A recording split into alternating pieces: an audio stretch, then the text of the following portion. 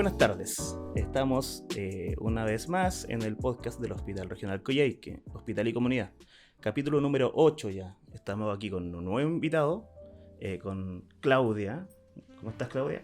Muy bien, buenas tardes a todos después de un tiempo sin vernos pues, del tiqui-tiqui-ti, las fiestas Claro. de fiestas patrias, así que muy feliz de participar de nuevo en el podcast. Cristian, ¿cómo estás, Cristian? Sí, hola, ¿qué tal? Muy buenas tardes. Un cordial saludo a todos quienes están escuchando o podrían escuchar este podcast, ¿cierto? También, pues, después de una semanita de celebraciones, de aquí, de vuelta a la misión, digamos. Así que encantado de estar acá y de compartir un instante con ustedes. Y por supuesto con Macarena. ¿Cómo estás, Maca? Muy buenas tardes. Muy bien, muy contenta de que sea viernes también. De esta semana corta, después del tiqui-tiqui-ti, como dice Claudia. Claro. Maca va a presentar a nuestro invitado especial. Sí, vamos a presentar a nuestro invitado. Estamos con Marcelo Lascano, director técnico del Laboratorio de Biología Molecular del Hospital Regional Coyhaique. Que si bien fue un laboratorio que se creó con el fin de procesar PCRs para COVID al principio de la pandemia, ni tan al principio de la pandemia porque costó un poquito, pero a mitad de pandemia sí. Más o menos. Con el correr de estos meses, porque en realidad igual han tenido una labor bastante expedita como laboratorio de biología molecular, están procesando cada vez más test y complejizando un poco las prestaciones y las funciones que tiene el laboratorio, que finalmente va en beneficio de toda nuestra región. Tal es el caso de la reciente certificación por parte del Instituto de Salud Pública como uno de los 4 laboratorios en Chile autorizados para procesar y dar resultados oficiales, digamos, de test de ANTA. Buenas tardes, Marcelo, muy bienvenido a este espacio. Muchas gracias por invitarme. Buenas tardes a todos nuestros oyentes. También muy feliz porque es viernes. Un viernes después de fiestas patrias. Quizás muchos de ustedes no saben cómo soy, no me conocen, pero estoy un poquito más rechonchito que hace una semana atrás. Creo que es todo hasta ahora. Como tú lo decías, Maca, claro, el laboratorio empezó con el objetivo de ayudar a la región de Aysén a detectar COVID, lo cual no hicimos al principio. El COVID llegó más o menos como en enero, marzo del 2020 a Chile, y se demoró un poquito en llegar a Aysén. Y el rango de tiempo entre que llega a Aysén y que nosotros nos levantamos como laboratorio debe haber sido como un mes de desfase más o menos, en que teníamos que bastante expedito también. Mandar muestra al ISP y teníamos este delay de 80 horas aproximadamente de tener una muestra y después un resultado de esa muestra. Luego nos empezamos a diversificar porque el MinSal consideró que estamos haciendo una buena labor.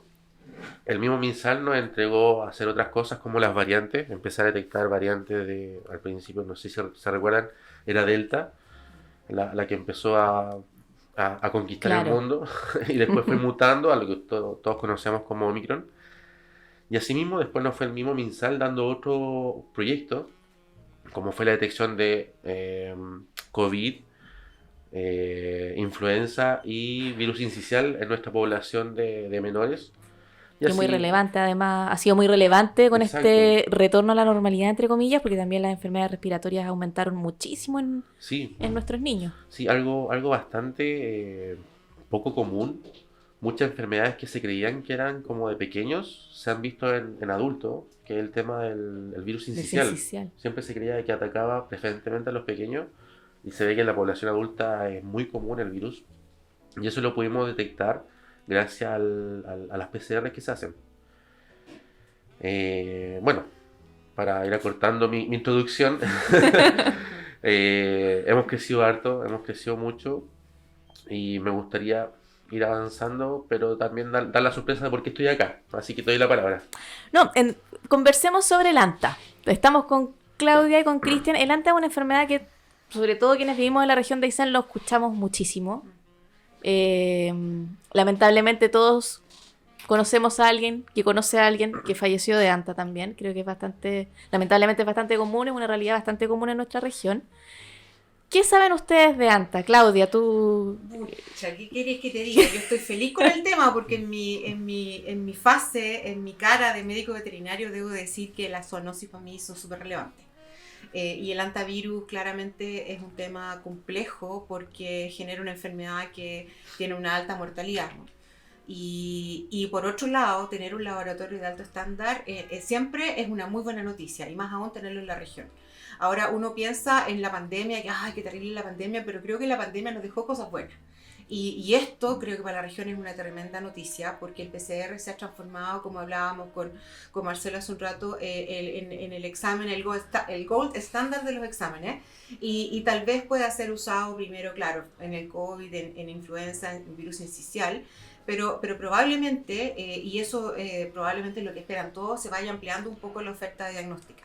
Ahora, también es una buena noticia para la academia, porque en el fondo se pueden hacer estudios locales de prevalencia y eso es súper bueno para justificar programas y justificar también recursos.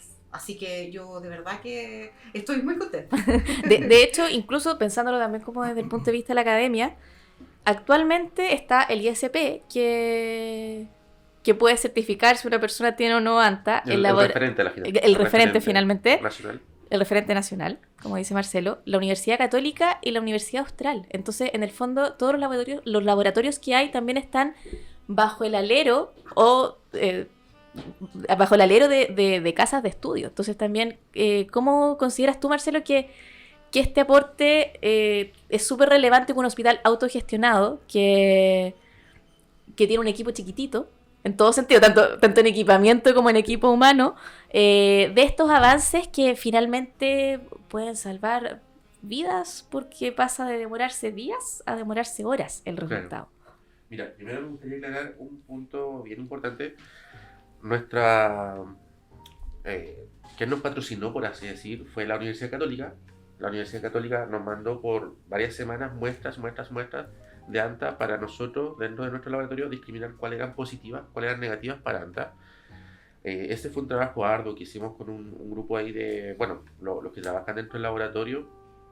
Y en paréntesis quiero darle las gracias a mi mano derecha, a Ricardo Álvarez, Silvana Urra, perdón.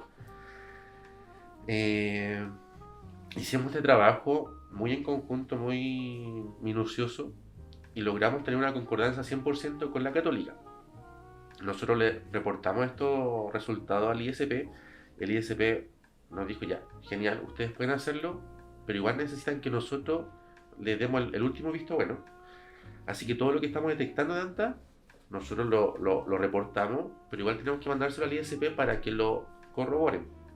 El punto es que igual nos estamos ahorrando muchas horas de ventaja de saber en nuestro laboratorio local, Claro. a que no lo hiciéramos y solamente lo hiciera el ISP. Entonces quería dejar en claro que por mientras nosotros estamos procesando todo, pero igual estamos mandando las muestras al ISP para que ellos corroboren: mira, ustedes dijeron que está negativo, efectivamente está negativo. Ustedes dijeron que está positivo, efectivamente está positivo. Y esto va a ser por un par de meses. Como una marcha blanca también. Exacto, algo Pero eso es necesario. súper positivo en términos de justamente hacer una certificación Por supuesto. súper creíble. O sea, Claro. o sea, yo creo que ustedes absolutamente aceptan eso porque es parte del procedimiento Por supuesto. y es lo que le da credibilidad al laboratorio. Y nuestra transparencia al final con el ente, con el referente nacional respecto a ANTA. Y en base a la consulta que tú hacías, pucha, comúnmente se tiene ANTA. Ya vimos lamentablemente en los últimos casos que se detectó o se sospechó ANTA en los pacientes, y hubo un caso de una de estas personas que lamentablemente murió. Pero entre que se detecta y se confirma, perdón, entre que se sospecha y se confirma, pasa muy poco tiempo en que la persona muere. Ese es el punto. Claro, Entonces, es muy rápido mientras antes se la pueda- enfermedad en sí. O sea, la detección Se pueda temprana es detectar clave, y decir, efectivamente la sospecha es lo que se cree, tenemos más tiempo para poder tratar al paciente como se debe hacer.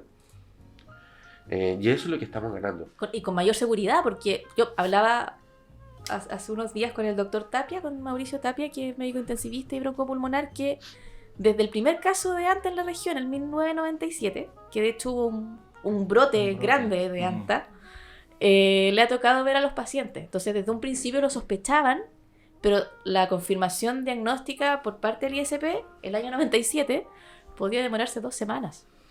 El problema es que después ahí el paciente 2 no se semanas, puede trasladar, digamos, a un, Claro. a un hospital de alta complejidad para poder hacer un tratamiento que es bastante complejo. Y cada hora cuenta. Sí, ese Claro. es el punto, cada hora cuenta. Así que estamos muy felices porque pudimos traer esto, es como la última novedad. Está todo el equipo entusiasmado, poniéndole ganas, esperando poder analizar una muestra. No es que le estemos deseando mal a la gente, no, por favor, no se entren así, pero ojalá nos llegase una muestra para poder analizarla, que es lo que como profesionales de laboratorio deseamos, analizar y detectar. Así que eso. No, yo le pongo atención porque para mí, a pesar de que soy de acá, soy patagón y también he vivido las experiencias del conocido, del amigo, que, digamos, que tiene, encuentro muy ventajoso que como bien decíamos, el hospital vaya generando estas nuevas prestaciones, vayamos ampliando la gama, digamos, y en el caso particular del laboratorio, creo que también el hecho de tener estos diagnósticos también aportan, digamos, para que, como bien decía, la intervención sea ojalá lo antes posible, ¿cierto? Y no tener que esperar los plazos que antes eran para nosotros. ¿Para qué nos vamos a andar con rodeos? En la región estamos acostumbrados como que todo se demora y como que estamos habituados a eso. Y como que no nos...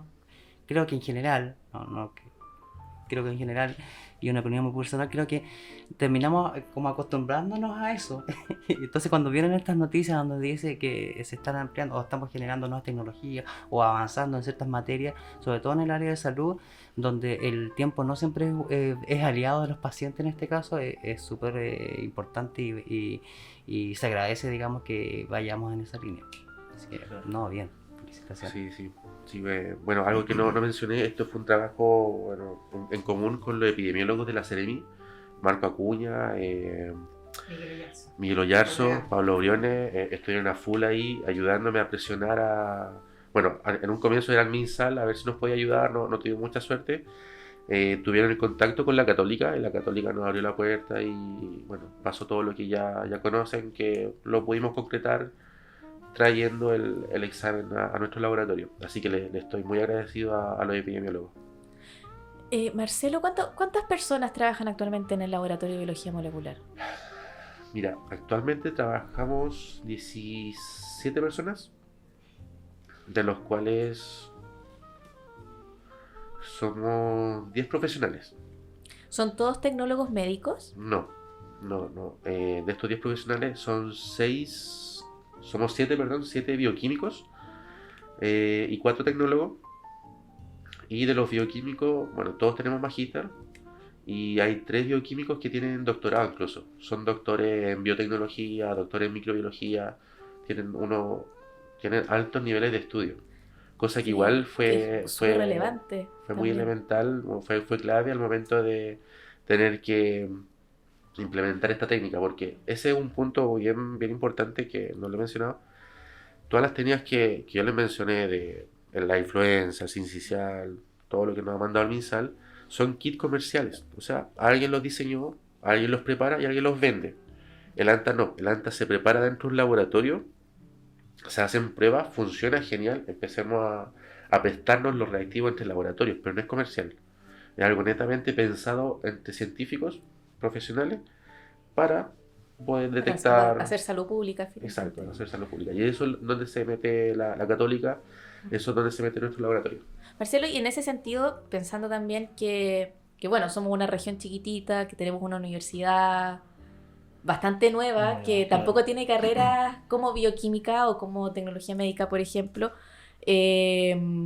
¿Cómo ha sido para ustedes como equipo también autoincentivarse, por decirlo de alguna forma, para hacer este tipo de trabajos que también tienen mucho que ver con la investigación y con investigación, con avanzar en tecnología en la salud, que es algo que pareciese ser que pasa poco en esta región? Claro. Mira, nosotros tenemos, porque es necesario, tenemos todo el equipamiento que podría usarse para investigar. El punto es que como fueron comprados por el hospital, comprados por el servicio, hay que tener un resguardo de que lo que se compró es para combatir enfermedades, por así decir. Estamos abiertos a hacer ciencia, nos encantaría, y todo el mundo ha hecho algún grado de ciencia, pero por ahora no lo estamos haciendo. No tenemos como un lazo con la universidad, por ejemplo. Pero finalmente están creando, avanzando en tecnología O sea, también para nos todos. gustaría hacerlo. De hecho, claro, detectar ANTA implica en que estás dando un diagnóstico, pero también te sirve detectar ANTA para estudio. Entonces sería genial también poder abarcar esa rama y abarcar la ciencia. Claro, y ahí pueden trabajar en conjunto con los epidemiólogos que pueden estudiar las condiciones porque se da más o menos. Exacto. Como yo te conversaba antes, hubo una reunión de colegas médicos del Colmedet que hicieron una presentación respecto de los roedores que están involucrados en el ANTA y hablaban de justamente las condiciones epidemiológicas del por qué hay ratadas o hay mayor población, y las poblaciones suben y bajan de repente muy abruptamente, suben mucho y después bajan mucho. Y hablaban de las temperaturas, hablaban de cosas tan innovadoras como detectar la cantidad de fotosíntesis que se produce con tecnología de georreferenciada y todo. Entonces es muy interesante hacer esa relación entre una cosa y otra para poder predecir. Tal vez, bueno, esa es función también de los epidemiólogos, poder predecir Claro. mayores instancias de riesgo que pueden servir obviamente para poner ojo y para hacer campañas previas, porque con el ANTA en el fondo es muy complejo, o sea, que una persona sobreviva al ANTA es una situación, digamos, un porcentaje no total, digamos, el mínimo a pesar del tratamiento. De hecho, los 3 casos que han habido este año, hay dos sobrevivieron y uno falleció. Por lo que entiendo, ¿Cómo estos se mantiene pics esa de las ratadas, digamos, Sí. se da también en el periodo de turistas, ¿o no? Lo que pasa es que ahí conversaban los colegas que son colegas del SAC y también estaba Miguel Ollarzo dando la charla, que no se sabe exactamente la causa específica de las ratadas, pero tiene relación no solamente con la quila, sino con el crecimiento de todo, como la masa foliar, que le llaman técnicamente hablando, y van subiendo, va una población de roedores, va otra población, una primero, la otra después, es decir, no crecen todas juntas, y eso va alargando los periodos. De hecho, me parece que eso pasó, si mal no recuerdo, en la ratada que fue el 2011, qué sé yo, que nos mostraron un video que yo no había visto. Y lo otro importante es hacer hincapié en las campañas que se hacen a nivel rural, que la gente no está acostumbrada a ventilar primero, a hacer todo este trabajo, digamos, de prevención. Y no solamente para el ANTA, sino que hay otras enfermedades que son transmitidas por roedores y que también hay que hacer hincapié en eso. No todo es el ANTA, y las otras enfermedades, algunas también tienen posibilidades de mortalidad, digamos. Estoy hablando de leptospira y de otro tipo de agentes infecciosos y que también son importantes de prever porque pueden dejar secuelas en el fondo de por vida en el organismo de la persona. Entonces es importante que la gente entienda que acá todavía el ANTA no se ha ido. Pero mi consulta iba, hay mayores población de roedores en el verano, ¿no? Es que claro, en el Que verano justo tiene coincide relación con los turistas que empiezan a venir. Exactamente, con el crecimiento de la generación. No, y los hábitos todo también eso. de la gente, porque entendiendo la dinámica que se mueve en el verano, hay más lugares de camping, la gente va a acampar, acostumbra a ir más a los ríos, Más a pescar, exposición. Más qué sé yo, contacto con hay la más naturaleza, contacto con la naturaleza. finalmente. Es cosa que en invierno no pasa porque como que todos nos vamos a hibernar, digamos, Claro. porque Claro. el tema al frío y todo, pero llegando ya en los pics, la gente, somos Sí, gente y de hecho, ahora que les empieza. gusta pasear, nos gusta la Sí. naturaleza, nos gusta salir. Entonces, claro, y ahí es importantísimo lo que menciona Claudia en el sentido de ser preventivos frente a determinadas situaciones. Por ejemplo, el estar en conocimiento de cómo se dan estos ciclos de las ratadas, digamos, sería re interesante también, como para ver, oye, este verano viene así, viene qué tan fuerte viene, para desde ya hacer campañas de salud Están pública. constantemente investigando ese tema, por lo que dice Claudia Real. Hay teorías, pero están viendo. De hecho, me acordaba también por lo que decías que al 97, cuando fue esta como oleada de anta, El primer brote de primer anta brote, en la región de hubo una campaña comunicacional súper fuerte. Me acuerdo que yo estaba en el liceo y me acuerdo que habían charlas, habían póster, no sé, información de todos lados, y sobre todo dirigía a la gente de acá, del campo, que muchas veces, por ejemplo, cazaban aves rapaces, ¿cachai? Que eran las que se comían a las los ratitas. ratones, claro, incentivar los gatos y todo. O sea, fueron una campaña muy Son completa. factores protectores. Y otra cosa que hablaban, es difícil predecir, pero una de las cosas que como que dentro de todo el estudio que hicieron de temperaturas, todo, digamos, durante muchos años, cuando habían menos cantidad de roedores, cuando las temperaturas promedio en invierno eran más bajas. Entonces, nosotros le preguntamos, entonces podríamos decir que ahora estamos un poco más protegidos porque este invierno efectivamente... Fue frío, claro. Claro, porque cuando fue la ratada del 2012, por ahí por esos años, la temperatura promedio de invierno habían sido alrededor de 4 grados. Entonces ahora tuvimos semanas enteras como menos 9 grados, digamos. Entonces eso decían los colegas que podía ser un factor protector, pero tampoco tienen como claridad Claro, no se sabe. Pero sin duda, para predecir. Bueno, sin duda yo pienso que a raíz de lo que estamos conversando, o sea, el hecho de, volviendo en la génesis de la conversa, que era el laboratorio, el tener esto, el hacer investigaciones, el avanzar, o sea, yo me imagino teniendo esta oportunidad, también van a haber mucho más interesados en venir, o sea, espero que así sea también, y de que se puedan generar estas alianzas virtuosas desde la academia, digamos, con los recursos que tenemos regionalmente. Creo Unas que tesis financiadas. sí, sería súper sería interesante. Me imagino que a ustedes como profesionales les interesaría mucho hacer un escenario ideal donde exista esta conexión, Por investigación. supuesto, si entre lo que hemos hablado nosotros, todos del ámbito científico, todos ingresamos al área científica porque queríamos hacer ciencia y cambiar el mundo. El punto es que en distintos puntos de nuestras vidas tomamos la decisión de venirnos al área clínica por diferentes cosas, Claro. pero todos amamos la ciencia. Entonces, si pudiésemos retomar ese camino, yo creo que la mayoría lo haría en el laboratorio. Así que sí, ojalá podamos avanzar por ahí. Que no son, o sea, no hay incompetencia entre una y otra cosa, pueden seguir haciendo la parte clínica, pero Sí, además por supuesto. aprovechar esos datos para poder investigar. Mm. Aparte que, no sé, yo creo que así como lo veo yo, ustedes son pioneros en el tema, o sea, primer laboratorio Claro. con certificación del MinSal a nivel regional, creo que es un terrible logro, o sea, Sí, y un sí, gran avance para esta región pequeñita, pero potente, que está haciendo cambios, y el hospital, aparte que un tiempo atrás tuvimos que, no sé, pues está el resonador nuevo y todo esto, entonces va, y eso es una tranquilidad también para la población, que siempre están acostumbrados como a ir a otro lado para poder obtener claro. mejores atenciones. Y Claro, además o sea, suele pasar, o da la impresión, que solo faltan especialistas. Y en realidad la dinámica de un establecimiento de salud, sobre todo de alta complejidad como el hospital, necesita de otros profesionales también con las herramientas necesarias para entregar mejor salud. Y lo que ustedes están haciendo es súper interesante.